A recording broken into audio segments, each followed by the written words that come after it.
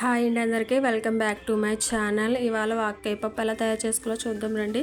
దీన్ని కుండలో తయారు చేసుకుందాం. ముందుగా దీనికి కావాల్సిన పదార్థాలు: ఒక కప్పు కందిపప్పు, ఒక మీడియం సైజ్ ఆనియన్, ఒక కప్పు వాక్కాయలు, ఒక 3 పచ్చిమిర్చి, ఒక మీడియం సైజ్ టమాటా తీసుకోవాలండి. ముందుగా కుండలో 3 గ్లాసుల నీళ్ళు వేసి అది వేడయ్యాక మనం కడిగి పెట్టుకున్న కందిపప్పును కూడా అందులో వేసేయాలండి.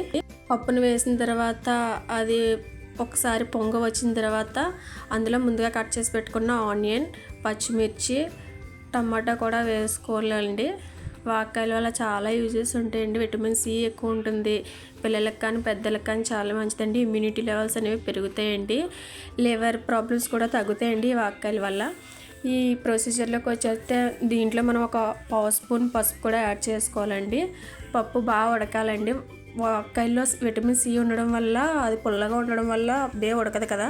సో దానివల్ల వాక్కాయలు పప్పు అంతా ఉడికిన తర్వాత లాస్ట్లో యాడ్ చేసుకోవాలండి. ఇదంతా బాగా ఉడికిన తర్వాత ఇందులో ఒక స్పూన్ కారం, ఉప్పు, మన టేస్ట్కి సరిపడా సాల్ట్ కూడా వేసుకొని బాగా ఉడికించాలండి.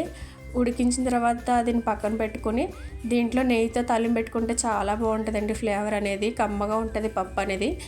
సో ఇందులో 2 టేబుల్ స్పూన్స్ నెయ్యి వేసుకొని 2 టేబుల్ స్పూన్స్ నెయ్యి వేసుకుని అది హీట్ అయ్యాక ఒక పావు స్పూన్ ఆవాలు, ఒక హాఫ్ స్పూన్ జీలకర్ర, 3 ఎండుమిర్చి, 4-5 దంచిన వెల్లుల్లిని తీసుకొని బాగా ఫ్రై చేయాలండి. ఈ నెయ్యిలో ఇవి వేగినప్పుడు చాలా మంచి ఫ్లేవర్ వస్తుందండి. బ్రౌన్ కలర్లో బాగా వేగిన తర్వాత ఇందులో కొంచెం కరివేపాకు కూడా వేసుకొని బాగా ఫ్రై చేయాలండి.